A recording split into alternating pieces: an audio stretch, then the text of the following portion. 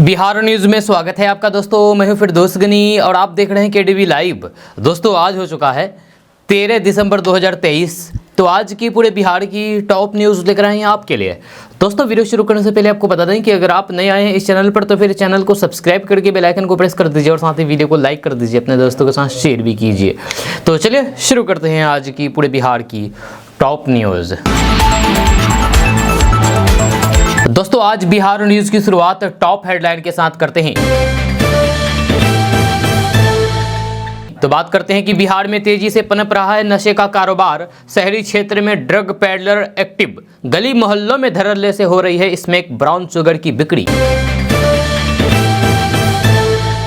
मोदी जी के साथ थे तब नहीं मांगा, अब बदले सुर, फिर भाजपा में भागेंगे। विशेष राज्य का दर्जा वाली मांग पर प्रशांत किशोर ने नीतीश को घेरा। नीतीश के मंत्री का दावा, हमारे नेता दिल्ली में फहराएंगे झंडा। जमा खान बोले बीजेपी को ठंड में छूटेगा पसीना। बिहार में अब घर का नक्शा पास कराना हुआ 8 गुना तक महंगा, जाने अब कितने रुपए होंगे खर्च। केंद्र सरकार का कभी भी जातिगत आधारित सर्वेक्षण में बाधा उत्पन्न करने का नहीं था इरादा, अमित शाह ने कह दी बड़ी बात। बिहार में सरकारी कर्मचारियों पदाधिकारियों के प्रमोशन पर बड़ा अपडेट, काफी अहम साबित होंगे अगले 48 घंटे। बिहार में 2600 साल पुराने वास्तविक स्थलों की होगी खुदाई। एएसआई की मंजूरी के बाद राज्य सरकार ने शुरू की तैयारी।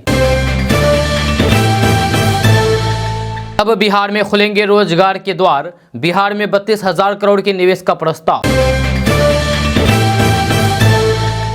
बिहार में अपराधियों के हौसले बुलंद, नीतीश सरकार में दलित सुरक्षित नहीं, बीजेपी का बड़ा आरोप।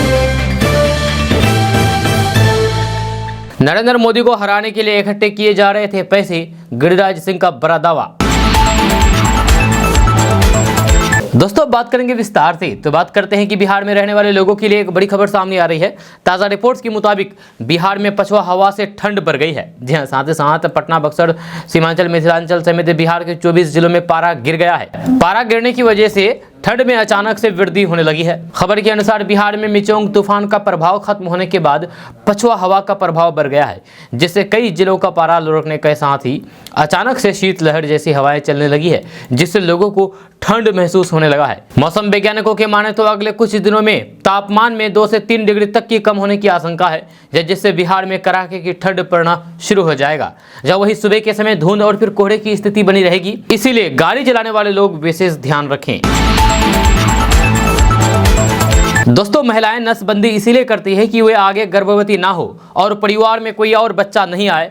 हालांकि जब नसबंदी के बाद एक नहीं 3 बार कोई महिला अगर प्रेग्नेंट हो जाए तो फिर सवाल तो उठता है कि आखिर किस काम की ऐसी नसबंदी। ऐसा ही एक मामला बिहार के मुजफ्फरपुर से प्रकाश में सामने आया है। उस महिला की नसबंदी की सर्जरी 2015 में की गई थी। इसके बाद से वह 3 बार गर्भवती बन चुकी है। जी हाँ, हाल ही में उसे पता चला है कि मां बनने वाली है, जब वह पहले से 6 बच्चों की मां है। 2015 में गायघाट प्राथमिक स्वास्थ्य केंद्र में उसका परिवार नियोजन ऑपरेशन हुआ था। महिला का पति हरियाणा में मजदूरी करता है। जब वह 3 बेटे और फिर 3 बेटी की मां है। आर्थिक तंगी के चलते महिला और फिर उसके पति ने तय किया था कि अब और बच्चा पैदा नहीं करना है। इसके बाद महिला ने 2015 में नसबंदी की सर्जरी कराई थी। सर्जरी के बाद जब महिला 2018 में गर्भवती हो गई, तब इसके बाद मुजफ्फरपुर के जिला अधिकारी ने जांच के आदेश दिए थे। गलती आखिर कैसे हुई? मुजफ्फरपुर के सिविल सर्जन ने सर्जरी के बाद भी बच्चा होने पर मुआवजा के रूप में 6,000 रुपए दिए थे। जब परिवार नियोजन केंद्र का चक्कर लगा रहे दंपति ने कहा कि वे गलत सर्जरी की शिकायत करने और फिर डॉक्टर के खिलाफ कार्रवाई की मांग के लिए कई सालों से परिवार नियोजन केंद्र का चक्कर लगा रहे हैं। जब स्वास्थ्य केंद्र के प्रभारी सिविल सर्जन ने बताया है कि मामले की जांच के आदेश दे दिए गए हैं। दोस्तों मुख्यमंत्री नीतीश कुमार बिहार के लिए केंद्र से स्पेशल राज्य के दर्जे की मांग कर रहे हैं। 10 दिसंबर को पटना में पूर्वी क्षेत्रीय परिषद की हुई 26वीं बैठक में उन्होंने गृह मंत्री अमित शाह के सामने ये मुद्दा उठाया। इसको लेकर के प्रशांत किशोर ने पीएम मोदी से जोर कर प्रश्न उठाते हुए ताना कसा है। जी हाँ, स्पेशल दर्जे की मांग पर जनसुराज के सूत्रधार प्रशांत किशोर ने कहा कि नीतीश कुमार जब केंद्र की मोदी के साथ थे तो फिर एक बार गलती से भी उनके मुंह से विशेष राज्य का दर्जा दिए जाने की बात नहीं निकली। तब संसद में खड़े होकर के जेडीयू के नेता नरेंद्र मोदी को महामानव बता रहे थे। जैसे ही महागठबंधन में आए वैसे ही नीतीश कुमार की अंतरात्मा परिवर्तित हो गई और उनको विशेष राज्य का दर्जा दिखने लगा। अगर फिर से बीजेपी में चले गए तो फिर बोलेंगे कि अरे भाई छोड़िए ना, विशेष राज्य का दर्जा कोई मुद्दा है क्या। अगर आपको ही सब समझ में आता तो फिर आप ही सुधार दीजिए। प्रशांत किशोर ने कहा कि जिस आदमी को कुछ भी समझ में नहीं आता है तो फिर उसको पूरी दुनिया मूर्ख दिखती है, इसीलिए नीतीश कुमार को सब लोग मूर्ख दिखते हैं क्योंकि उनकी अपनी समझ नहीं रह गई है। नीतीश कुमार की उम्र हो गई है 75 साल से ज़्यादा की उनकी आयु हो गई है। प्रशांत किशोर ने आगे कहा कि नीतीश कुमार क्या बोलते हैं उनको खुद नहीं पता। विधानसभा में खड़े होकर के उन्होंने जो व्यक्तित्व दिया उसके बाद पूरे देश में हंसी के पात्र बन गए। उनकी राजनीतिक जमीन खिसक गई। उनको ये तो समझ है, इसलिए उल जलूल बोलते रहते हैं। तो दोस्तों आज से पटना में global investor summit Bihar business connect 2023 शुरू हो रही है। 13-14 दिसंबर को होने वाले के दूसरे दिन, यानी कि आज और कल होने वाले के दूसरे दिन, कल 14 दिसंबर को बिहार में 32,250 करोड़ के निवेश पर 263 कंपनियों द्वारा MOU पर हस्ताक्षर किया जाएगा। मुख्यमंत्री नीतीश कुमार की मौजूदगी में 11 ऐसी कंपनियां MOU पर हस्ताक्षर करेगी जो राज्य में 500 करोड़ रुपए से अधिक का निवेश करेगी। आपको बता दूं कि एक दिन पहले यानी कि कल 12 दिसंबर को मुख्यमंत्री नीतीश कुमार पटना के बिहटा में 250 करोड़ रुपए की लागत से बनी ब्रिटानिया कंपनी की फैक्ट्री का उद्घाटन किया।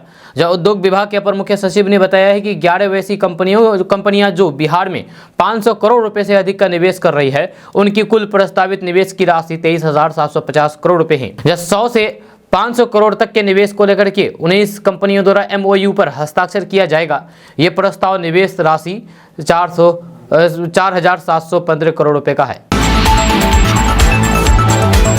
दोस्तों बिहार में इंटर के बाद अगर आप आगे की पढ़ाई करना चाहते हैं और फिर आपके पास पैसे नहीं है तो फिर आपको ज़्यादा चिंता करने की ज़रूरत नहीं है। ताज़ा रिपोर्ट्स के मुताबिक बिहार सरकार बिहार स्टूडेंट क्रेडिट कार्ड के तहत युवाओं को 4 लाख रुपए तक का लोन देती है। खबर के अनुसार अगर आप BTech, MBBS, डिप्लोमा, BSc, कृषि, B.Pharma, B.Ed, BA, BCom, BSc, BCA, MBA, MTech, nursing, BBA, MSc, MA आदि की पढ़ाई करना चाहते हैं तो फिर आप 4 लाख तक लोन ले सकते हैं। आपको बता दूं कि बिहार स्टूडेंट क्रेडिट कार्ड के तहत युवाओं को 4 लाख रुपए तक का लोन मिलता है। अगर आप पढ़ाई पूरा करने के लिए 1 साल के अंदर लोन वापस कर देते हैं तो फिर आपको ब्याज भी नहीं देना पड़ेगा।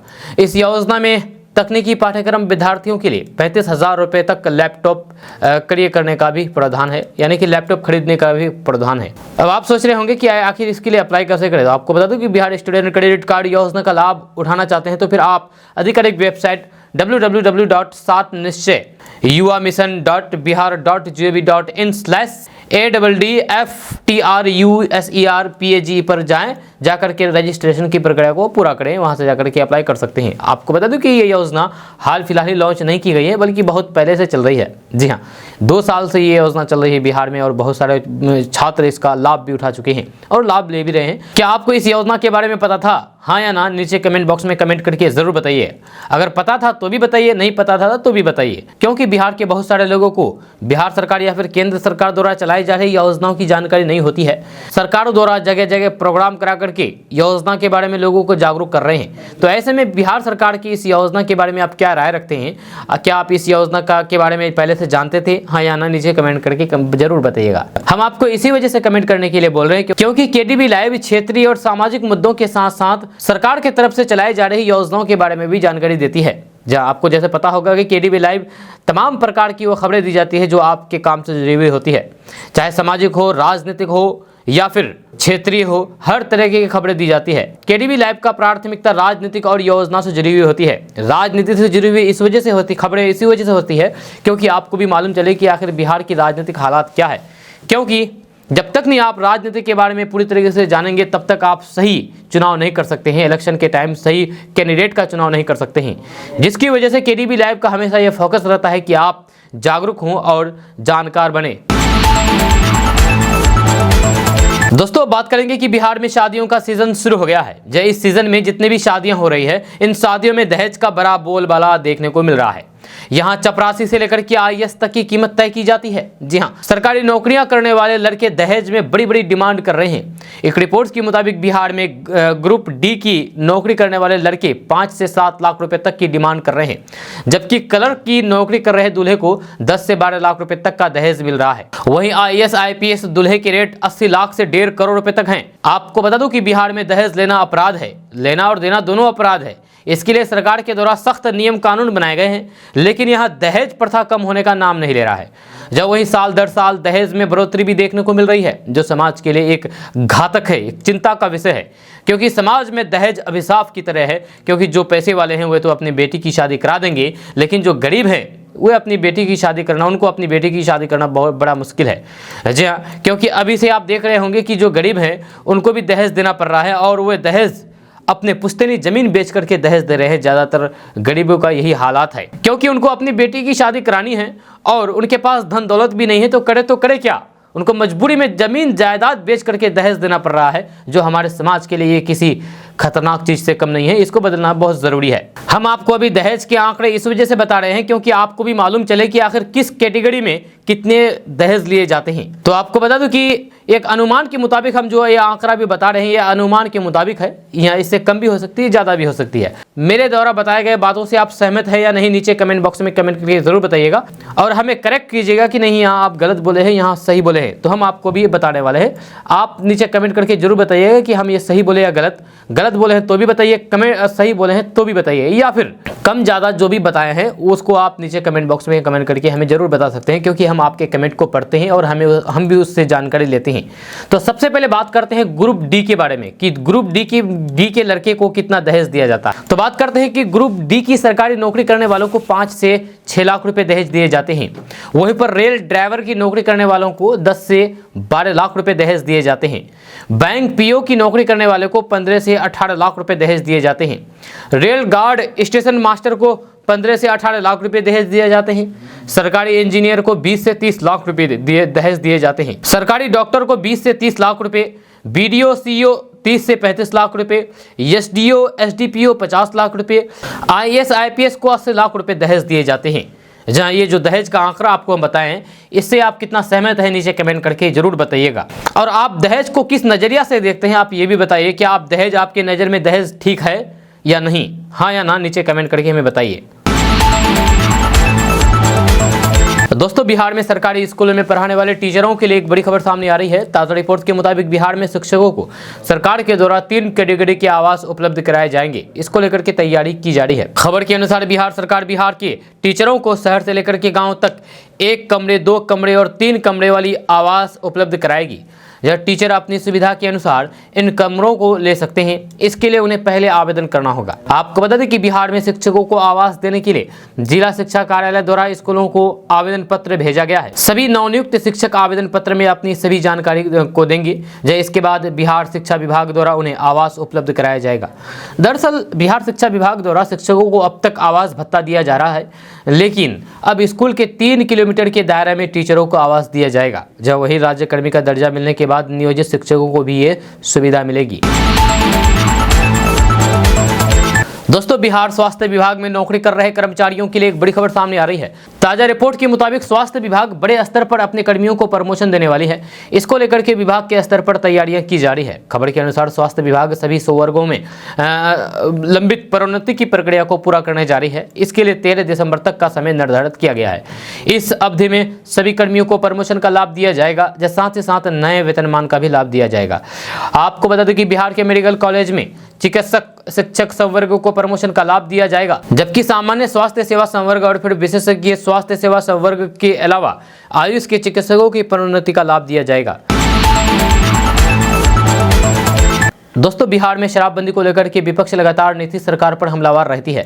जब बीजेपी के कई बड़े नेता राज्य में शराबबंदी के फेल होने का दावा कर चुके हैं। हालांकि बीजेपी ने कभी भी राज्य में यानी कि बिहार में शराबबंदी को हटाने की मांग नहीं की है।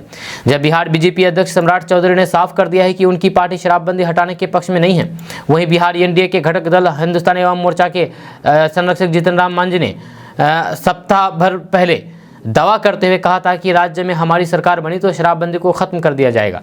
शराबबंदी पर बीजेपी का बयान सामने आने के बाद अब जीतन राम मांझी ने कहा कि भाजपा का अपना स्टैंड है, लेकिन हम बिहार में शराबबंदी नहीं रहने देंगे। जीतन राम मांझी ने आगे कहा है कि इससे गरीबों को नुकसान होता है। जीतन राम मांझी ने कहा कि थोड़ा भी शराब पीने पर उन्हें जेल में डाल दिया जाता है। पूर्व मुख्यमंत्री जीतन राम मांझी ने आरोप लगाते हुए कहा कि रात में 10 बजे के बाद लाख रुपए का शराब पुरुष और महिलाएं पीती है, जहां उन पर कोई भी कार्रवाई नहीं हो रही है। जीतन राम मांझी ने कहा है कि हम बिहार में शराबबंदी नहीं रहने देंगे, अगर रहेगा तो हम गुजरात पैटर्न पर इसे लागू किया जाएगा। दोस्तों, बिहार के मुख्यमंत्री नीतीश कुमार ने कई मौके पर बयान दिया है कि उन्हें ना तो किसी पद की लालसा है और ना ही वे खुद को पीएम कैंडिडेट मानते हैं। वहीं दूसरी ओर कई मौके पर जेडीयू के बड़े नेता नीतीश कुमार को बतौर प्रधानमंत्री के रूप में पेश करते रहते हैं। इस बीच बिहार सरकार में अल्पसंख्यक मंत्री जमा खान ने दावा करते हुए कहा कि 2024 में देश में परिवर्तन होगा। मुख्यमंत्री नीतीश कुमार के हाथों दिल्ली में लाल किले पर झंडा फहराया जाएगा। जेडीयू ऑफिस में पत्रकारों के साथ बातचीत के दौरान जमा खान ने बीजेपी पर भी हमला बोला है। जमा खान ने कहा है कि बनारस की रैली अंगराई है, उनको यानी कि बीजेपी को ठंड में भी पसीना आ चुका है। बनारस में हल्ला मच चुका है। ऐसे नेता की रैली है जो स्वच्छ छवि की हैं, लोग जान चुके हैं। जब उन्होंने कहा है कि बिहार में इतिहास लिखा गया है, हमारे नेता विकास के लिए जाने जाते हैं, जाति के लिए नहीं। नीतीश कुमार जोड़ने वाले नेता है, तोड़ने वाले नहीं। उन्होंने कहा है कि MY यानी कि मुस्लिम यादव समीकरण पर बिहार में कोई भी असर नहीं पड़ेगा। दोस्तों, बिहार के गया शहर में मकान या बिल्डिंग बनाने से पहले नगर निगम से नक्शा पास करानी जरूरी किया गया है। यह साल में जितने मकान बनते हैं उनमें से 20% मकान का ही नक्शा पास करवाने के लिए निगम में आवेदन पहुंचता है। जब कुछ दिन पहले तक नक्शा बनाने का रेट बहुत ही कम था, अब यह रेट 8 गुना तक बढ़ गया है। इससे अब पहले के मुकाबले आवेदन की संख्या आधी हो गई है। जहाँ निगम सूत्रों का कहना है कि पहले 1 कट्ठा जमीन में मकान बनाने के लिए नक्शा पास कराने में आवेदन और फिर फीस लगा करके 10,000 से कम खर्च करना पड़ता है। अब यही खर्च 60,000 रुपये वहन करना पड़ेगा।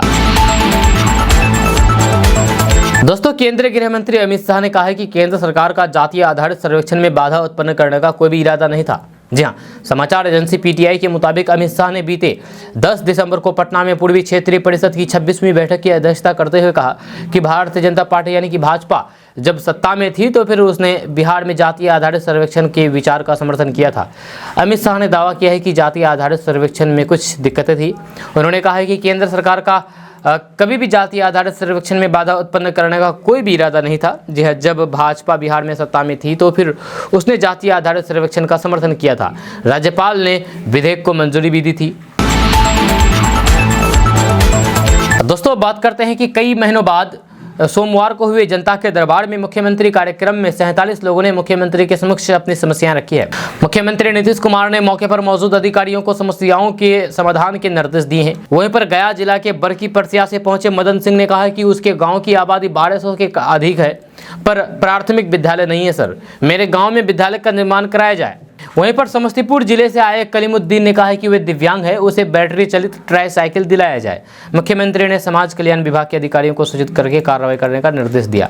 वहीं पर मुजफ्फरपुर से आई देवयानी भारती ने कहा है कि 2019 में ही स्नातक पास किया है, पर अभी तक उसे मुख्यमंत्री बालिका प्रोत्साहन योजना का लाभ नहीं मिला है।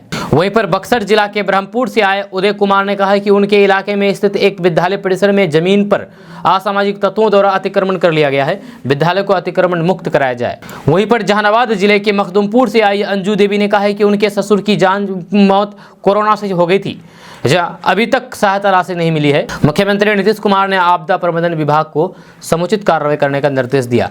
वहीं पर मुंगेर जिला से आए अभिषेक कौशिक ने कहा कि उसके पिता शिक्षा विभाग में कार्यरत थे, सेवा काल में ही उनकी मृत्यु हो गई थी, उसे अनुकंपा के आधार पर नियुक्ति में देरी हो रहा है। दोस्तों, नए साल के आगमन के यानी कि साल 2024 के आने के 20 दिन पहले हाजीपुर की बड़ी आबादी को बाईपास सड़क का तोहफा मिला है। करीब 10 किलोमीटर लंबी ये सड़क बाईपास के साथ ही आधा दर्जन से अधिक पंचायतों के लोगों के लिए काफ़ी लाभकारी होगा।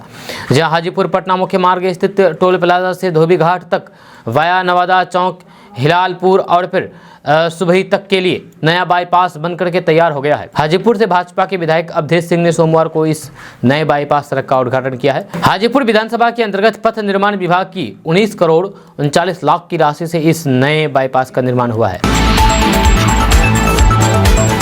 दोस्तों, बिहार के मुख्यमंत्री नीतीश कुमार की 24 दिसंबर को प्रधानमंत्री नरेंद्र मोदी के संसदीय क्षेत्र बनारस के रोहनिया में जनसभा होगी। इसकी तैयारी जोरों पर चल रही है। इसी क्रम में ग्रामीण विकास मंत्री और जदयू के वरिष्ठ नेता श्रवण कुमार सोमवार को उत्तर प्रदेश के चंदौली जनपद के ग्रामीण क्षेत्रों में मुख्य रूप से त्रिभुवनपुर, कुर्थिया, पर्वतपुर, रामपुर कला में जनसंपर्क किया। इस मौके पर मंत्री ने नीतीश कुमार के तमाम कार्यों जैसे शराबबंदी, जातीय जनगणना, पंचायत में 50% महिला आरक्षण एवं सरकारी नौकरियों में 35% महिलाओं की भागीदारी सुनिश्चित करके उन्हें सशक्त बनाने के काम के बारे में बताया है। जनसंपर्क के दौरान ग्रामीण मंत्री श्रवण कुमार ने कहा है कि नीतीश सरकार लगातार युवाओं को नौकरी और रोजगार दे रही है।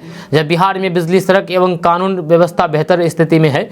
नीतीश सरकार की तमाम उपलब्धियों को गिनाते हुए उन्होंने जनमानस से आह्वान किया है कि 24 दिसंबर को बनारस में नीतीश कुमार की होने वाली जनसभा में अधिक से अधिक संख्या में शामिल होकर के इसे सफल बनाएं। इस दौरान बड़ी संख्या में पार्टी के नेता और फिर कार्यकर्ता भी उपस्थित थे।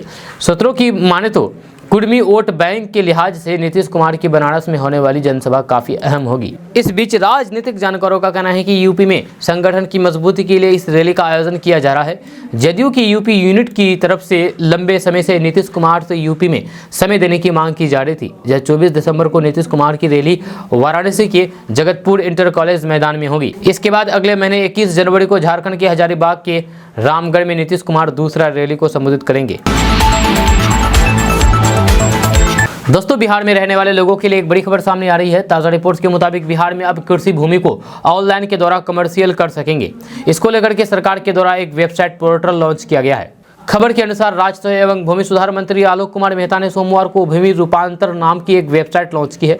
इस वेबसाइट के माध्यम से कृषि भूमि को कमर्शियल किया जा सकता है। इसके लिए ऑनलाइन शुल्क जमा करना होगा। आपको बता दें कि बिहार के सभी जिलों में कृषि भूमि को कमर्शियल करने के लिए अधिसूचित भूमि के बाजार मूल्य का 10% परिवर्तन शुल्क देना होगा।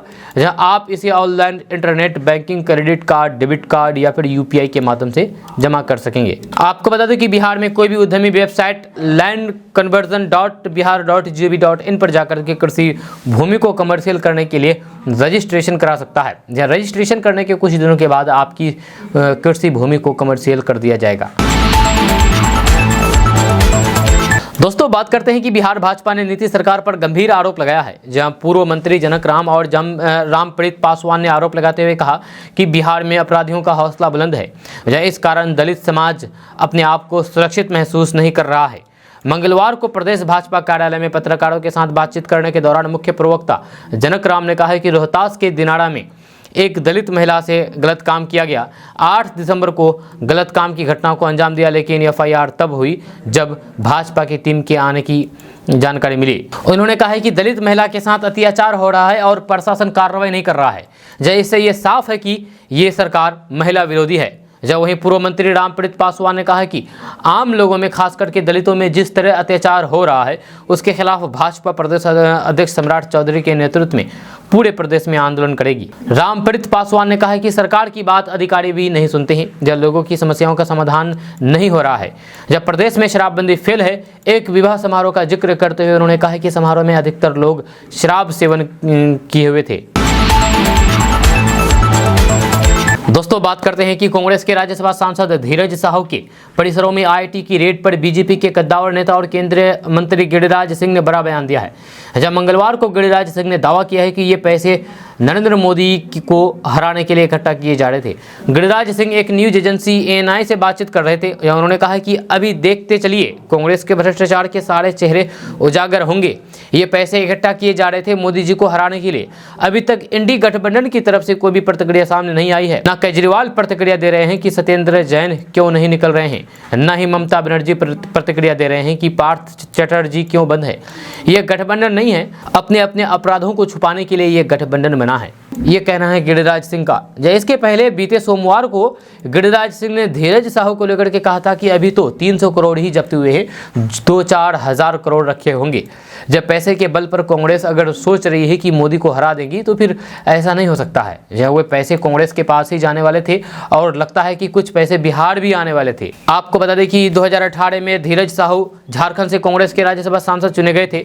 जब उस समय चुनाव आयोग को दिए गए अपने हल्फनामे में उन्होंने बताया था कि उनके पास 34 करोड़ की संपत्ति है। अब जब आईटी की रेड के बाद रुपए मिले हैं तो फिर हर कोई हैरान है कि इतने पैसे आए तो आखिर आए कहां से। लगातार बीजेपी इसे घेरने में लगी हुई है। राज्यपाल विश्वनाथ अर्लेकर ने देश को विकसित बनाने के लिए भारत में निर्मित वस्तुओं का उपयोग करने की अपील करते हुए कहा है कि इससे हमारी अर्थव्यवस्था मजबूत होगी। राज्यपाल ने कहा है कि प्रधानमंत्री ने हमें आगामी 25 वर्षों के अमृत काल में भारत को विकसित राष्ट्र बनाने का लक्ष्य दिया है और इसकी प्राप्ति के लिए सामूहिक प्रयास आवश्यक है। राज्यपाल ने शिक्षाविदों से कहा है कि समाज एवं देश के पुनर्निर्माण का लक्ष्य उनके सामने है। यह अर्लेकर ने समाज एवं राष्ट्र के निर्माण में उनकी भूमिका को रेखांकित करते हुए कहा है कि वे बच्चों का उचित मार्गदर्शन करके उन्हें योग्य नागरिक बनाएं। उन्होंने कहा है कि विश्वविद्यालयों का शोध एवं अनुसंधान पर विशेष ध्यान देना चाहिए। उन्होंने कहा है कि प्रधानमंत्री किसानों की आय दोगुनी करना चाहते हैं। जब प्राकृतिक खेती अपनाने से ऐसा संभव है, ये भारत को विकसित राष्ट्र बनाने में सहायक सिद्ध होगा। दोस्तों, बिहार के पूर्व डिप्टी सीएम और राज्यसभा के सांसद सुशील कुमार मोदी ने संविधान की धारा 370 और 35A को निरस्त करने के ऐतिहासिक निर्णय को विधि सम्मत घोषित करने के सुप्रीम कोर्ट के फैसले का स्वागत करते हुए कहा कि कांग्रेस, राजद और फिर इंडी गठबंधन के जिन दलों ने संसद के इस मुद्दे पर सरकार का विरोध किया था, उन सबको भारत विशेष करके जम्मू कश्मीर की जनता से माफी मांगनी चाहिए। सुशील कुमार मोदी ने कहा है कि यदि कांग्रेस और विपक्षी गठबंधन में हिम्मत है तो वे अपनी सरकार बनने पर धारा 370 बहाल करने की घोषणा करें। जो जदयू अपने नेता को पीएम पद का दावेदार बता रहे हैं, उसने 2019 में एनडीए का हिस्सा होने की मजबूती में कश्मीरी मुद्दे पर सरकार का समर्थन दिया था, लेकिन उनका मन उन्हीं के साथ था जो खून की नदी बहाने की धमकी दे रहे थे। ये लोग आज भी सुप्रीम कोर्ट के सर्वसम्मत निर्णय का स्वागत करने से मुंह चिरा रहे हैं। दोस्तों, पाकिस्तान से ऑनलाइन माध्यम से नेपाल में आए पैसे को कैश करा करके भारत में खपाने वाले अंतर्राष्ट्रीय गिरोह के 3 भारतीय एजेंट की गिरफ्तारी के बाद पूर्णिया पुलिस इस फंडिंग के पूरे नेटवर्क को खंगालने में जुट गई है। अब तक के अनुसंधान में ये अनुमान लगाया जा रहा है कि पिछले 1 साल में पाकिस्तान से भाया नेपाल भारत के विभिन्न बैंक खातों में 100 करोड़ से अधिक का ट्रांजैक्शन हो चुका है। ये ट्रांजैक्शन किस मकसद से हुआ है, इसके तह के जाने के लिए पुलिस जुट गई है। यह अनुमान है कि ये फंडिंग किसी नक्सली गतिविधि को बढ़ावा देने के लिए की जा रही हो। माना जा रहा है कि पाकिस्तान गिरोह का भाया नेपाल भारत में अपना बड़ा नेटवर्क बनाया है। यह इस पूरे नेटवर्क को धीरे धीरे खंगाला जा रहा है। आपको बता दूं कि बीते 1 साल में काफ़ी बड़ी मात्रा में भारत में रुपयों का ट्रांजैक्शन हुआ है। जब पूछे जाने पर पुलिस के अधिकारी 100 करोड़ से अधिक रुपये की ट्रांजैक्शन होने की संभावना से इनकार नहीं कर रहे हैं। यह गिरफ्तार भारतीय एजेंटों ने पुलिस को बताया था कि पाकिस्तान हैंडलरों द्वारा अररिया के गिरफ्तार इन 3 अपराधियों के माध्यम से पड़ोसी देश नेपाल में बैंक अकाउंट खुलवाया जाता था। इस अकाउंट में अपराध से संबंधित पैसा जमा कराया जाता था। नेपाल में खाता खुलवाने वालों को कुल राशि का 2% और भारतीय एजेंट को 5% दिया जाता था। गिरफ्तार तीनों अपराधी भारतीय एजेंट है, जिनका काम नेपाल में खाता खुलवा करके वहां से पैसे निकाल करके भारत लाना था। इसके बाद पाकिस्तानी हैंडलर के बताए गए अकाउंट में डालना रहता था। ये सिलसिला पिछले 1 साल से चल रहा था। दोस्तों, सोशल मीडिया में लाइक का झांसा देकर के ठगी का मामला सामने आया है, जब पुलिस ने केस दर्ज करके जांच शुरू कर दी है। यूट्यूब पर 50 रुपये प्रति वीडियो लाइक करने पर देने का झांसा देकर के एक युवक से 4 लाख रुपए की ठगी का मामला सामने आया है, जिसमें पुलिस ने आरोपी को बिहार जाकर के नोटिस थमाया। 1 जुलाई को पवन बिहार कॉलोनी निवासी गणेश सिंह ने पुलिस को शिकायत पत्र दिया, जब बताया कि व्यक्ति द्वारा यूट्यूब पर वीडियो लाइक करके 50 रुपये प्रति वीडियो तथा big family working talks group बना करके नाम से टेलीग्राम में एक वीडियो जोड़ दिया, जिसमें पैसे के लेन देन के बहुत सारे संदेश दिखाए गए तथा बहुत सारे लोगों को पैसे जीतते हुए दिखाया जा रहा था। जहाँ लालच में 3,90,000 से अधिक की रकम खाते में भेजी गई थी। जब ठगी का आभास होने पर पुलिस में शिकायत दर्ज कराई। जब पुलिस ने आईपीसी की धारा 420 के तहत केस दर्ज किया। जब पुलिस टीम ने अभियुक्त बिहार के भागलपुर निवासी प्रसन्न कुमार को नोटिस दिया। दोस्तों बात करते हैं कि बिहार के दरभंगा जिले में जन सुराज अभियान के तहत पदयात्रा कर रहे प्रशांत किशोर ने प्रदेश के यानी कि बिहार के पूर्व मुख्यमंत्री और राजद सुप्रीमो लालू प्रसाद यादव पर एक बार फिर से निशाना साधा है। दरअसल प्रशांत किशोर के 2 वीडियो सोशल मीडिया पर शेयर किए जा रहे हैं, इसमें वे लोगों को संबोधित करते हुए दिखाई दे रहे हैं। जब पहले वीडियो में प्रशांत किशोर कहते हैं कि नेता लोग आकर के कहेंगे कि देश के लिए वोट दो, जब कोई कहता है कि अपनी जाति वाले को जिताना है इसलिए वोट दो, कोई कहता है कि मुसलमान को हराना है इसलिए वोट दो, कोई कहता है कि लालू नहीं जीतनी चाहिए इसलिए वोट दो, कोई कह रहा है कि मोदी को प्रधानमंत्री बनना है इसलिए वोट दो। हम आपको एक पंक्ति में सिखा रहे हैं, वोट जिसको देना है दो, लेकिन वोट अपने बच्चे के लिए दो। अगर आप अपने बच्चों के लिए वोट नहीं दोगे तो फिर आपके बच्चों की चिंता कोई नहीं करेगा।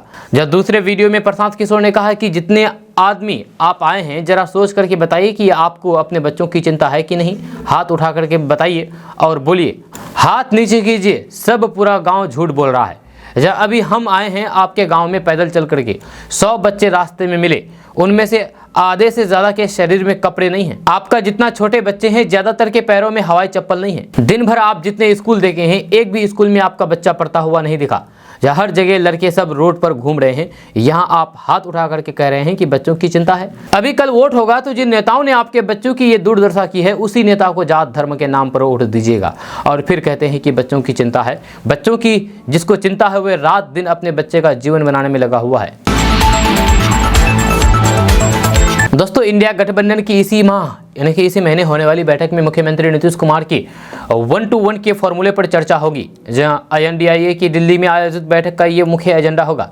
जब पिछले चुनाव में JDU की 16 सीटों पर जीत हुई थी, जब इन सीटों पर दूसरे स्थान पर राजद या फिर कांग्रेस उम्मीदवार का था, जब इसमें से कई ऐसे सीटें हैं जिन पर पूर्व में लगातार उन्हीं दोनों दलों की जीत होती रही है। सामान्य मामले में सीटों की अदला बदली आसानी हो जाती है, लेकिन JDU RJD कांग्रेस की कुछ ऐसी भी सीटें हैं जिन पर उन दलों की इज्जत फंस जाती है। जब उन्हीं में से एक है कटिहार। जब पिछली बार जदयू के दुलाल चंद गोस्वामी वहां से जीते थे, जब कांग्रेस के बड़े नेता तारिक अनवर उम्मीदवार थे, जब कटिहार से तारिक अनवर 5 बार लोकसभा का चुनाव जीते हैं, जहां 4 बार कांग्रेस और फिर 1 बार कांग्रेस की मदद से NCP के टिकट पर जीते हैं। जब मधेपुरा में भी ऐसे ही एक सीट है जिन पर राजद और जदयू प्रतीक के रूप में अपना अधिकार चाहता है। वहीं पर सीतामढ़ी में भी जदयू और राजद के बीच भी संघर्ष है। 1998 से जदयू और फिर राजद अलग अलग चुनाव लड़ रहे हैं। इस अवधि में लोकसभा के 6 चुनाव हुए हैं, 3 बार जदयू और 2 बार राजद की जीत हुई है। वहीं पर कांग्रेस पार्टी वाल्मीकि, सुपौल, कटिहार, पूर्णिया और RJD सीतामढ़ी, झंझारपुर, मधेपुरा, गोपालगंज, सीवान, भागलपुर, बांका एवं जहानाबाद, नालंदा, गया और काराकाट महागठबंधन की निरापद सीटें हैं। दोस्तों बिहार के मुख्यमंत्री नीतीश कुमार बिहटा में स्थित ब्रिटानिया बिस्कुट फैक्ट्री का उद्घाटन किया। जी ब्रिटानिया बिस्कुट फैक्ट्री के उद्घाटन के मौके पर मुख्यमंत्री नीतीश कुमार के साथ उद्योग मंत्री समीर कुमार महासेठ, मनेर विधानसभा पूर्व विधायक सूर्यदेव त्यागी भी मौजूद थे। ब्रिटानिया बिस्कुट फैक्ट्री के उद्घाटन से पहले मुख्यमंत्री नीतीश कुमार ने औद्योगिक क्षेत्र की कई कंपनियों का मुआयना भी किया है। इस कंपनी ने 250 करोड़ रुपए का निवेश किया है। जब बिहटा के सिकंदरपुर में प्लग एंड प्ले शेड का भी मुख्यमंत्री नीतीश कुमार ने उद्घाटन किया है। बिहटा के बाद मुख्यमंत्री नीतीश कुमार पूर्वी चंपारण गए, जहां पर केसरिया में पर्यटकीय सुविधाओं का उद्घाटन और शिलान्यास किया। दोस्तों जब तक मुख्यमंत्री नीतीश कुमार RJD के साथ हैं, बीजेपी के लिए बिहार में सरकार बनाना आसान नहीं है। जब बीजेपी ने लालू यादव के माया समीकरण को साधने की कोशिश शुरू कर दी है, जब बीजेपी ने मध्य प्रदेश में मोहन यादव को CM बनाकर के अपने भविष्य की राजनीति और रणनीति का संदेश दे दिया है और कहा गया है कि अब बिहार सहित तमाम हिंदी राज्यों में उस वोट बैंक पर नजर है जिस पर अब तक विपक्षी दलों का एकाधिकार रहा है। मोहन यादव के CM बनाने के बाद इसका सीधा असर बिहार पर देखा जा रहा है। बीजेपी ने मोहन यादव को CM बना करके साफ संकेत दे दिया है कि कोई भी जाति हो, समुदाय, पार्टी के लिए हम अहम है और उसे सत्ता में भागीदारी दी जाएगी। जब बिहार में लालू के समय से ही माई समीकरण के तहत मुस्लिम यादव वोट बैंक पर राजद का दबदबा रहा है, पर इस बार बीजेपी ने इसमें बड़ी सेंधमारी की तैयारी कर ली है। जब बिहार में 14% हिस्सेदारी वाला यादव समुदाय को लेकर के गोटी सेट करने की कवायद शुरू हो गई है। जब कहा जा रहा है कि MP में मोहन यादव को CM बनाने के पीछे भाजपा की बिहार को साधने की भी रणनीतिक सोच है। जब बीजेपी ने मध्य प्रदेश में मोहन यादव को CM चेहरा बनाकर के अति पिछड़ा वोट बैंक को और मजबूत बनाने की राजनीति पर काम कर रहा है। इस बार बिहार बीजेपी की रणनीति के केंद्र में है। बिहार में लोकसभा के 40 सीटों में 2019 के लोकसभा चुनाव में NDA गठबंधन 39 सीटें जीती थी। दोस्तों, बिहार के दरभंगा जिला में एक शिक्षक ने त्याग पत्र दे दिया है। जब बिहार में बीपीएससी द्वारा नई नियुक्ति से ये टीचर बने थे, जब दूसरे राज्यों के जैसे उत्तर प्रदेश सहित हरियाणा के भी शिक्षकों ने दरभंगा में योगदान किया है। यह त्याग पत्र देने के बाद शिक्षक का कहना है कि विद्यालय में मिलने वाले ग्रीष्मकालीन अवकाश तथा होली दीपावली जैसे त्योहारों में कटौती सरकार के द्वारा कर ली गई है। उन्हें तो दरभंगा से अपने घर जाने में 24 घंटे से ज़्यादा का समय लगता है। यह त्यौहार में कटौती के कारण होली दीपावली रक्षाबंधन आदि के त्यौहार में भी अपने परिवार से नहीं मिल पाएंगे। जब वहीं ग्रीष्मकालीन अवकाश में कटौती के कारण साल में एक बार भी परिवार वालों के साथ कुछ वक्त गुजारने का मौका नहीं मिलेगा। इन सब कारणों से अमन गुप्ता ने त्यागपत्र देने की बात कही है। जय शिक्षक ने कहा है कि वर्तमान में विद्यालय 9 से 5 बजे तक संचालित किया जा रहा है। इसके बाद चुनाव से संबंधित कार्य के निर्देश दिए जा रहे हैं। जय इसके कारण से उनका पूरा दिन विद्यालय संचालन में ही बीत रहा है। दोस्तों, बिहार के अलग अलग जिलों में यानी कि लगभग सभी जिलों में, खास करके सीमांचल मिथिलांचल में स्मैक ब्राउन शुगर की बिक्री करने वाले ड्रग पेडलरों की सक्रियता बढ़ गई है। जहाँ गली मोहल्ले में अब घातक नशीले पुड़िया की खरीद बिक्री हो रही है। जहाँ शराबबंदी के बाद से चोरी छिपे बेची जाने वाली शराब की कीमत इतनी अधिक हो गई है कि नशेड़ियों की जमात 1000 रुपये की शराब खरीदने के बजाय 200-300 रुपये में बिकने वाली स्मैक ब्राउन शुगर की पुड़िया खरीद करके उसके नशे की लत लगा रहे थे। अब तो इसके लत भले भाले घर के लड़के और फिर स्कूल कॉलेज के छात्र भी लगने लगे हैं। उन्हें योजनाबद्ध तरीके से ड्रग पेडलर पहले 1-2 बार फ्री की सेवन कराता, जिसके बाद तो वह अपना सब कुछ बेचने को फिर चोरी छिनतई को उतारू हो जाते हैं। या इसी कड़ी में पहले घर का सामान बेचते हैं, फिर बाहर चोरी छिनताई करने लगते हैं। स्मैक ब्राउन शुगर की तस्करी और खरीद बिक्री रोकने में लगी पुलिस इनकी सक्रियता देख करके हाँफने लगी है, लेकिन स्मैक ब्राउन शुगर की तस्करी करने वालों को दबोच नहीं पा रही है। पुलिस टीम की दबिश में पकड़े जाने वाले आरोपियों में तस्करों की नहीं बल्कि उसकी खरीद बिक्री करने वाले मोहल्ले में सक्रिय दागियों की हो पा रही है। दूसरे राज्यों से मादक पदार्थों की तस्करी में शामिल तस्करों की गिरफ्तारी भागलपुर में बीते 3 सालों में आधा दर्जन का आंकड़ा पार कर सकी है। पुलिस लाखों मूल्य के ब्राउन शुगर की बरामदगी में सफल जरूर रही। एसएसपी आनंद कुमार ने सभी थानाध्यक्ष, इंस्पेक्टर और फिर डीएसपी को इस बात के लिए खास तौर पर आगाह कर रखा है कि उनके कार्य क्षेत्र में स्मैक ब्राउन शुगर या फिर अन्य नशे की खरीद बिक्री करने वालों की धरपकड़ में तेजी लाएं। दोस्तों, आज का न्यूज़ बस यहाँ तक। कैसा लगा आपको नीचे कमेंट बॉक्स में कमेंट करके ज़रूर बताइएगा। अगर आप हमारे चैनल पर नए आए तो फिर चैनल को सब्सक्राइब करके बेल आइकन को प्रेस कर दीजिए और साथ ही वीडियो को लाइक कर दीजिए, अपने दोस्तों के साथ शेयर भी कीजिए। तो चलिए मिलते हैं फिर नेक्स्ट वीडियो के साथ। तब तक के लिए जय हिंद, जय बिहार।